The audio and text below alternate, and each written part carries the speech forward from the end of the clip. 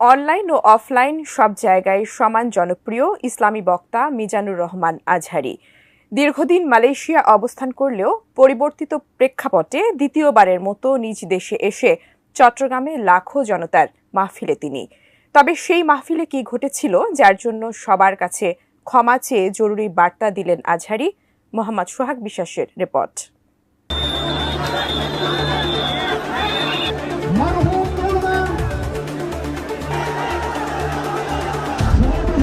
এবছর আমরা প্রোগ্রাম শুরু করছি, সেই প্রোগ্রামে আপনারা জয়েন করেছেন, আপনাদের সবাইকে অন্তরের অন্তঃস্থল থেকে শুভেচ্ছা জানাই। কক্সবাজারের পেকো উপজেলায় ইসলামিক প্রোগ্রামে লাখো জনতার ভিড় ঠেলে স্টেজে উঠতে প্রায় ঘণ্টাখানেক সময় লেগেছিল মাওলানা মিজানুর রহমান আজহারীর।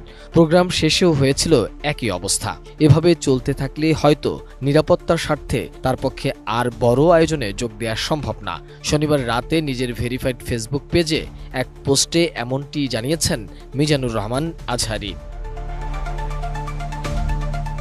তিনি লিখেছেন, আমি কোরআনের একজন নগণ্য ছাত্র, আপনাদের দ্বীনী ভাই, দয়া করে আমার প্রতি একটু ইহসান করুন। সবশেষ দেশে 2019 থেকে 2020 সালেও ক্রাউড সামলাতে গিয়ে একাধিকবার ইনজুরির শিকার হয়েছিলাম। এবারও একই রকম দুর্ঘটনার আশঙ্কা করছি। দয়া করে স্টেজে যাওয়ার পথে কিংবা ফেরার পথে মুসাফা করার জন্য বা ছবি তোলার জন্য ভিড় করবেন না। আলোচনা চলার সময় স্টেজের দুই পাশে দাঁড়িয়ে ধাক্কাধাক্কি ও বিশৃঙ্খলা সৃষ্টি করবেন না।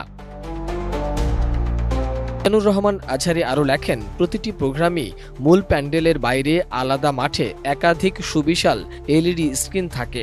আমাকে সরাসরি দেখতে না পেলেও এলইডিতে দেখার সুযোগ থাকছে। আইনশৃঙ্খলা বাহিনীর সঙ্গে অযথা ঝামেলায় জড়াবেন না। সেফ এন্ট্রি এবং সেফ এক্সিট নিশ্চিতকরণে আয়োজকদের সব দিক নির্দেশনা মেনে চলুন।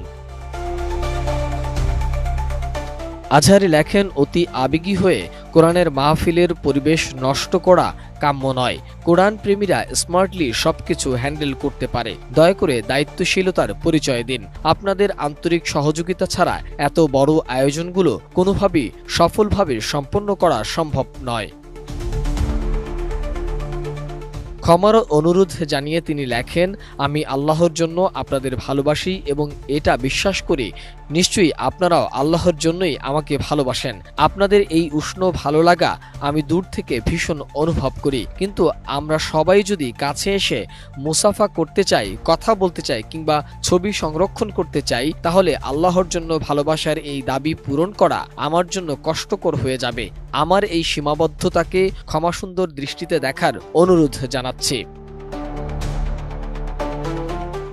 সবশেষ তিনি লেখেন, আগামীতে প্রোগ্রামগুলোতে আমরা অনেক বেশি সচেতন ও সুশৃঙ্খল থাকব, এমনটাই প্রত্যাশা রইল। সবাই ভালো থাকবেন, সুস্থ থাকবেন। শীঘ্রই আপনাদের সঙ্গে দেখা হচ্ছে আপনাদের প্রাণের বিভাগে, ইনশাআল্লাহ।